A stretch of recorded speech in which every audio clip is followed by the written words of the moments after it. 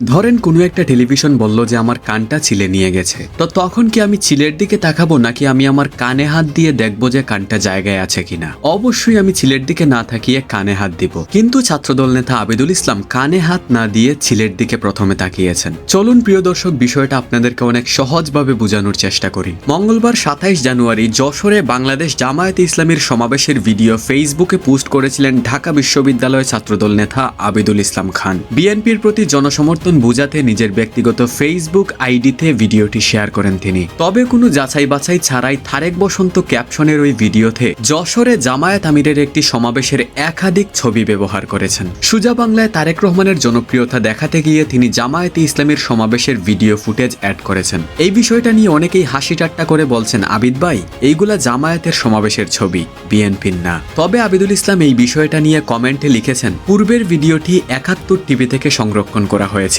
পরবর্তীতে কারেকশন করা হয়েছে। দায়িত্বশীল মিডিয়া হিসেবে এই ধরনের প্রচার দুঃখজনক। অর্থাৎ ওই যে প্রথমে বলেছিলাম টেলিভিশন বলেছে যে আমার কান ছিলে নিয়ে গেছে, তো আমি কি টেলিভিশনের কথা শুনবো নাকি আগে নিজের কানে হাত দিয়ে দেখবো যে কানটা জায়গায় আছে কিনা? এখানে আবিদুল ইসলাম পুরো দোষ চাপিয়ে দিয়েছেন 71 টিভির উপর, যে না 71 টিভি এই ফুটেজটা তারেক রহমানের বলে চালিয়ে দিয়েছে, দ্যাটস ওয়াই আমরা সেখান থেকে ডাউনলোড করে আমাদের তারেক বসন্ত ক্যাপশনের ভিডিওতে অ্যাড করেছি। তো প্রিয় দর্শক, এই বিষয়টা নিয়ে আপনার যদি কিছু বলার থাকে অবশ্যই কমেন্টে জানাবেন।